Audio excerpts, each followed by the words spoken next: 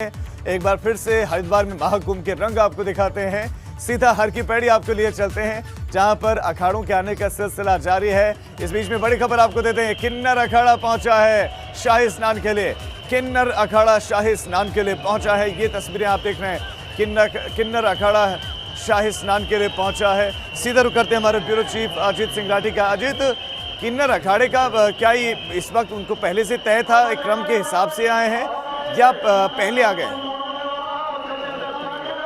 नहीं राजीव, नहीं। देखिए, ये जूना अखाड़े के साथ आने का इनका कार्यक्रम था, तो चूंकि यात्रा इतनी लंबी थी, थोड़ा इनमें गैप हो गया, तो ये जूना अखाड़े के साथ, जूना अखाड़े ने स्वीकार किया था हम किन्नर अखाड़े को हम अपने साथ स्नान करवाएंगे, तो उन्हीं के साथ आना। जूना अखाड़ा भी थोड़ी देर पहले यहाँ से प्रस्थान करके गया है, तो ये उसी कारवां का एक हिस्सा है। लेकिन ये पीछे कहीं यात्रा में कहीं छूट गए थे। अब देखिए पूरे इस धर्म क्षेत्र में किस तरह से यहाँ पर किन्नरों का एक अद्भुत नज़ारा आपको देखने को मिलेगा।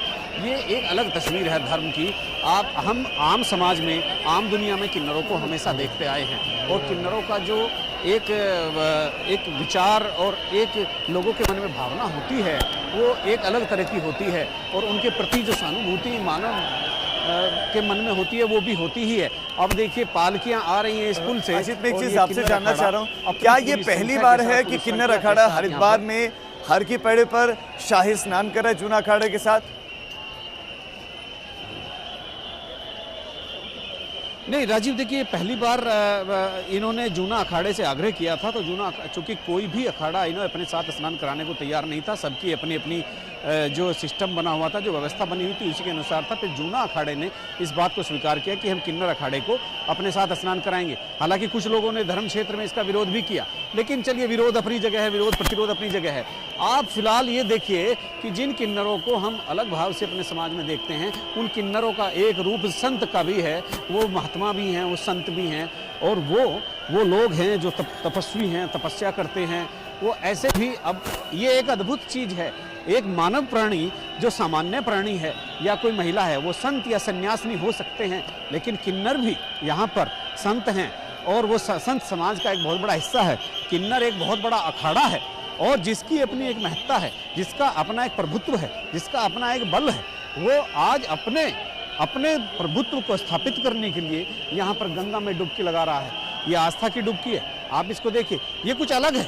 बाकी जो चीज़ें थी, बाकी जो स्नान थे, शाही स्नान थे, उससे थोड़ा सा अलग, क्योंकि ये किन्नर हैं। ये समाज के बिल्कुल तीसरे हिस्से की तरह हम इसको देखते हैं, महिला और पुरुष और फिर किन्नर। अब आप देखिए कि किस तरह से उन्होंने स्नान किया। उनकी पालकी, फिर वहाँ से एक त्रिशूल है, एक छत्र है, उसके साथ वो किन्नर के जो किन्नर अखाड़ा के जो वो महामंडलेश्वर है, आचार्य महामंडलेश्वर हैं, वो उनकी अगुवाई में स्नान हो रहा है। और धीरे धीरे किन्नर अखाड़े के लोग, उनके संत, उनके सदस्य, अखाड़े के प्रतिनिधि यहाँ से प्रस्थान कर रहे हैं। और ये, जैसा मैंने अभी राजीव आपको बताया, धर्म अपनी जगह होता है, और धर्म, हम समाज में किन्नर को किस दृष्टि से देखते हैं और क्या उनके प्रति हमारी भावना होती है, ये एक अलग चीज़ है। लेकिन संतों की दुनिया में, धर्म की दुनिया में, साधु संत समाज की दुनिया में किन्नरों का एक स्थान है, उनका अपना एक महत्व है। बिल्कुल, लेकिन अजीत, ये बात तो माननी पड़ेगी कि एक लंबा संघर्ष उन्होंने किया, लंबा संघर्ष किया, शास्त्रार्थ किया, और उसके बाद उन्होंने ये मुकाम, ये जगह हासिल की है, ये सम्मान हासिल किया है शाही स्नान का। बिल्कुल, ये उनकी, मैंने जैसा अभी आपको बताया ना, कि अपना प्रभुत्व स्थापित करने के लिए, अपनी संप्रभुता स्थापित करने के लिए, किसी भी संगठन, किसी भी अखाड़े को एक अपने मापदंड तय करने होते हैं। ये तमाम उस तरह के मापदंड तय करने के बाद एक किन्नर अखाड़े की स्थापना हुई, और आज उसी किन्नर अखाड़े के सदस्यों का, उनके महामंडलेश्वर, उनके मंडलेश्वर, उनके आचार्य महामंडलेश्वर, और उनकी वेशभूषा देखिए, वो बैरागी टाइप की वेशभूषा है, गेरुए वस्त्र हैं, भगवा वस्त्र हैं। तो वो भी संत समाज के साथ अपने रमे और बसे हैं। वो भी उसी तरह के तपस्वी हैं जैसे आम तपस्वी होते हैं, वो भी उसी तरह के सन्यासी हैं, वो भी वही मापदंड स्थापित करते हैं, वो भी उन्हीं मानदंडों पर आगे चलते हैं जिस तरह से दूसरे साधु संत चलते हैं।